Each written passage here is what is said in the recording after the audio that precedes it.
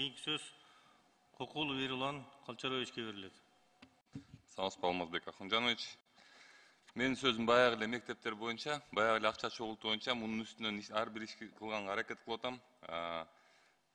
Мындайча айтып кетейинчи, кээ бир мектептердин жанагы ремонтко чогулткан акчасын карап көрсөк, анан ошол мектепте окуган окуучуларга көбөйтсөк, жаңы мектеп салып коюп турган, жыл сайын жаңы мектеп салып коюп турган акча чогулат да ошолордончу.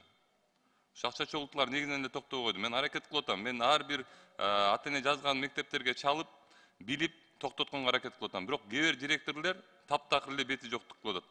Мага ооба дейт дагы, анан кийин барып эле кайра эле ата энелер менен урушуп, кайра эле коркутуп, балдарын менен коркутуп, кайра эле баягы акча чогултуу ишине аракет кылып атат. Ошол себептен мен мындай нерсени чечейин деп, кылайын деп чечтим. Эми ар бир мектепти сизге атап берем. Жалал Абад областында Ташкөмүр шаары номер 1 мектеп ремонтко 500 сом чогултуптур. Ош областында Кара Суу Жумаев мектеби 200 сом ремонтко, жана социалдык турмушу жакшы үй бүлөлөргө демөөрчү болушуна суранып 2000-4000 сомдон чогултуптур. Ысык Ата районунда гидростроитель мектеби ремонт 500 сом, күзөт 200 сом. Бишкек Келечек номер 87 мектеп ремонт үчүн 200 сом. Токмок номер 9 мектеп ремонту жана күзөт үчүн 1000 сом.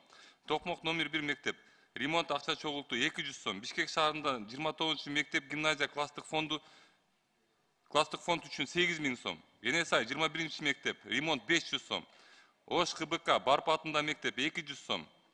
Бишкек шаарында номер 61 мектеп ремонт үчүн 500 сом. Жалал Абад областында Сузак районунда номер 29 Талап Муратов атында мектеп 1000 сом мектеп фонду. Жалал Абад шаарындагы 7 мектеп фонд үчүн 800 сом. Ушул мектептерди карап көзөмөлдөп берип коюңузга сурам. Рахмат.